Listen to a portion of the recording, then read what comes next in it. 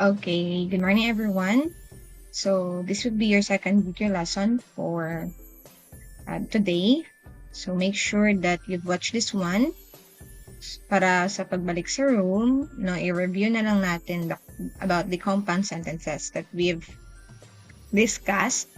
Na use it in comparing, no, showing comparison and contrast. We also use it in cause and effect, no? And now, another topic for the compound sentences is to show problem and solution, no? We use compound sentences kasi sinabi natin ulit, paulit-ulit. Yan.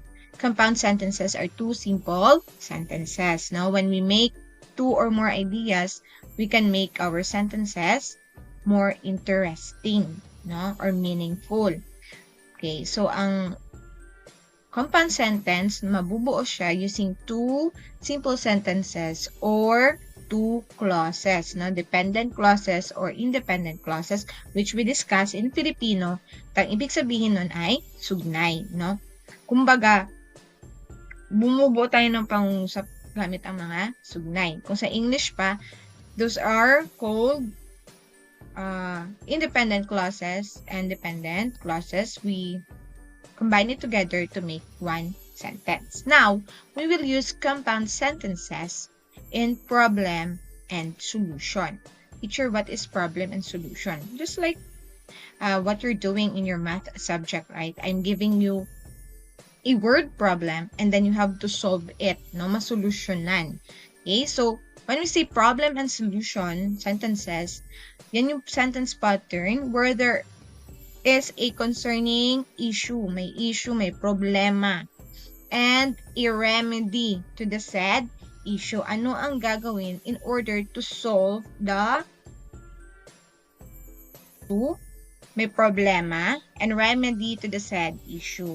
How will you solve the problem? No? So, in a sentence, may nakalagay na problem, there is a problem, and there is also a solution.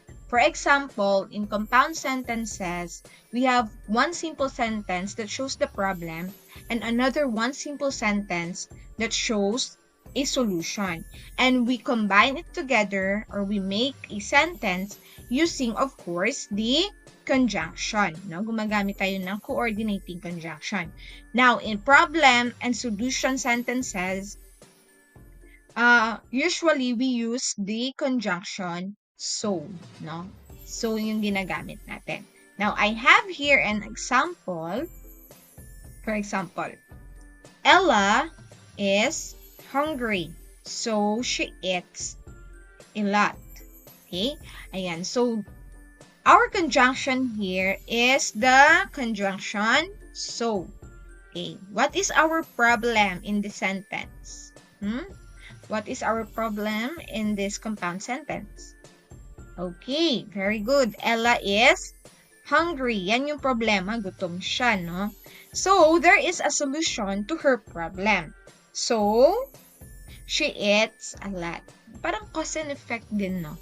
Yan. Pero it shows problem and solution din naman. Another one. My tooth really ached. So, I went to the dentist for checkup. Okay. So, what is our problem? What is his problem there? Yan. Sakit ng ngipin niya. That's the problem, no? My tooth really ached. That's his problem. So, what was his solution to the problem? I went to the dentist for check-up. So that is the solution to his problem. So observe again that we have two simple sentences or we have clauses there, no? Independent clause. My tooth really ached and then I went to the dentist for check-up. So we use the conjunction so in showing problem and solution sentence. You got it? Gets ba? Madali lang, no? Madali lang siya. So, your turn.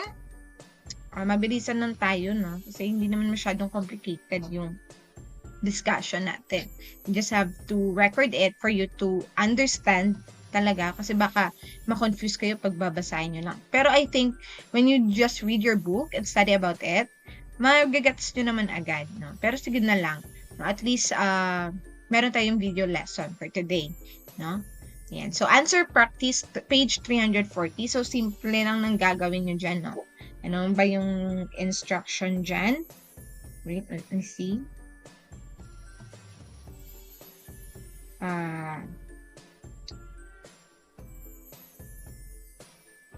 So, you will encircle yung simple sentence. No? Kagaya nito kanina, meron tayong here, no? So, you will circle, Ella is hungry, she eats a lot, no?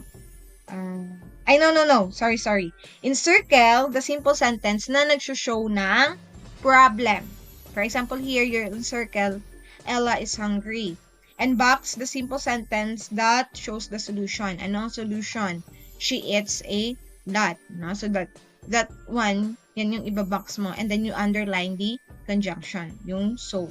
Okay, parang ganun lang. Napakadali lang, class. And another assessment for you to do after your answer, after nyo mag-answer sa page 340, answer this assessment. I'll give you two assessment lang, no? Sentence lang to, madali. So, you will provide a problem or a solution with the given sentence na ibibigay ko. Okay? One simple sentence lang yan, and then make another one to form compound sentence. Okay? Many children, okay, number 1, dalawa lang to ha. Many children are getting overweight, so blank blank. Provide a solution. Okay? Next. Blank. So he studied hard to pass the next exam. So this is the solution now. What do you think is the problem? Okay, so provide it. Write this in a piece of paper and then take a picture of it and send it to ICLS Neutron. So any questions or comments for our lesson today? If you have any questions, you PM me. And again, class, if you really cannot understand it, you rewatch it. Lalo na yung sa math. No, perimeter. It's very easy. When we say perimeter, the sides, no, total sum of all the sides ng isang polygon or shape. Yung iba, teacher, hindi ko gets, teacher, biskan anon ko kaintindi. Oh, apakadali ng perimeter. Titignan mo lang yung sum niya. O, dun yung sa binigay ko na activity last time, let's talk about math muna. Yung binigay natin ko na activity last time, hindi niya daw alam. Meron kang classmate niya na nagsabi na hindi niya daw alam kahit anong gets niya. Hindi niya daw mag-gets.